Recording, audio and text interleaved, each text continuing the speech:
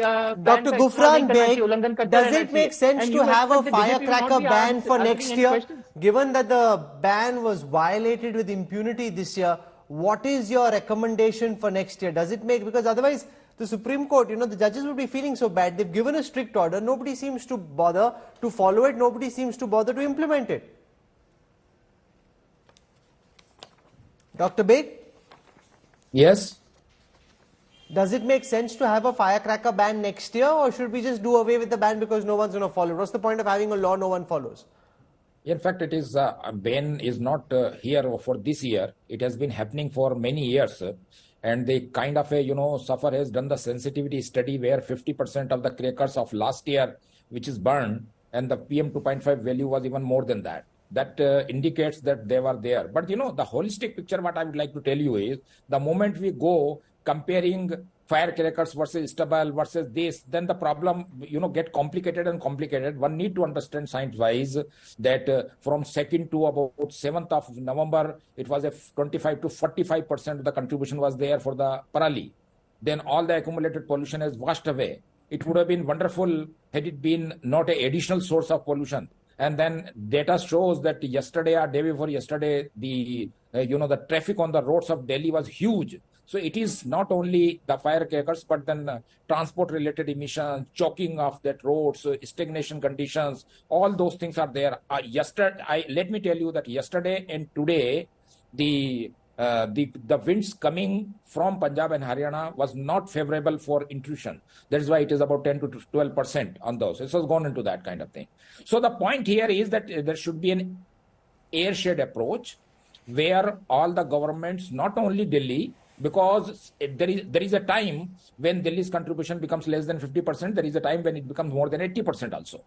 So there is a point where all the airshed people, all the government should sit together. Well, I'm not using the word government, but all the people, Buddhijivis, they sit together. No, but this is just an idealistic scenario which no one will follow. I mean, BJP leaders and the AAP can barely see eye to eye, so I don't see them sitting together wanting to work in the collective interest of citizens. They rather show how the others are failing. They'd much rather show how the others are failing. Justice Mehra, before I conclude, does it make sense to have a ban next year, or should the judges say, what's the point of having a ban nobody wants to follow, and do away with this ban? Maybe move towards allowing green firecrackers, so the focus then shifts on having the right kind of firecracker rather than a complete ban which nobody seems interested in following.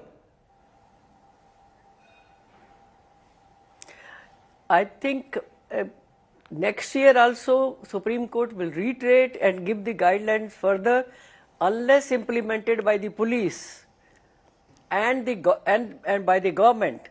It is not going to serve any purpose. No judgment, no order of the Supreme Court will help the people at large who are suffering because of this dangerous gas which is produced by these crackers. So far, green crackers are concerned, nobody has tested whether it will serve any purpose or it will not serve any purpose. Supreme Court has made PS so responsible for it, but I have not seen anyone giving any report till date.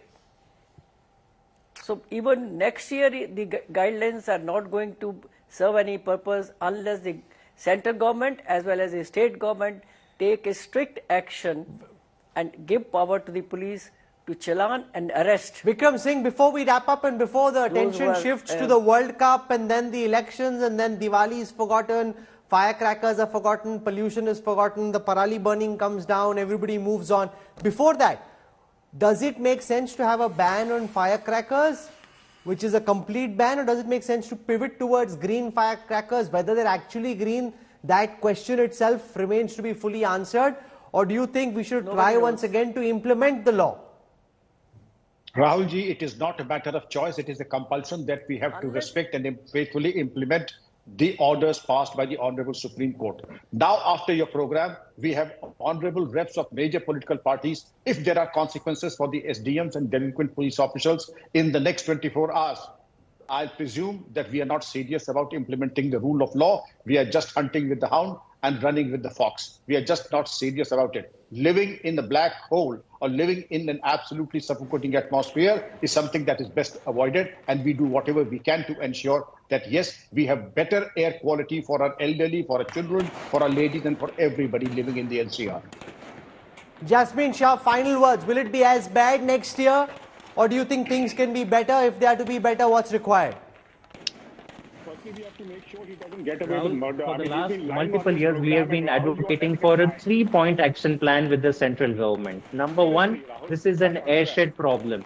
All the states of North India should have a regional committed action plan, a binding action plan. And if any states violates the plan, may put harsh penalties on the officers and the government. Number two, the union, because this is such a severe problem, it's a crisis situation. Either the Prime Minister should do a monthly or a bi-monthly meeting with all the CMs, or the Union Environment Minister should do such meeting. For the last 5 years, we have been advocating these two very commonsensical points, Rahul. The Union Environment Minister today, nobody even knows his name. He's missing in action. He's in Madhya Pradesh. The PM doesn't utter a word on the air pollution. And I think that is the most unfortunate part if you are one of the 70 crore citizens living in North India. Sir, aap apna batao na, RP Singh sahab. Why don't you tell us what you are doing? We will question the AAP, we question the Chief Minister. Tell us what is your environment. Okay, let me tell you what we are doing. Yes.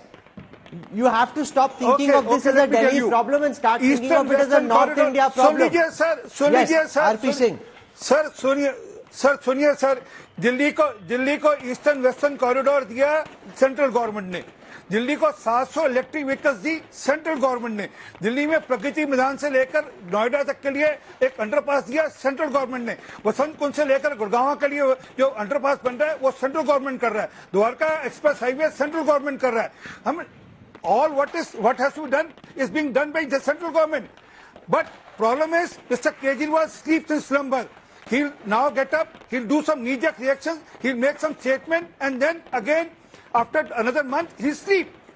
I'm again saying, get us another 7,000 buses in city, make Delhi I'm out more of time easily on this accessible show. to buses. You know, it's let there be last mile connectivity.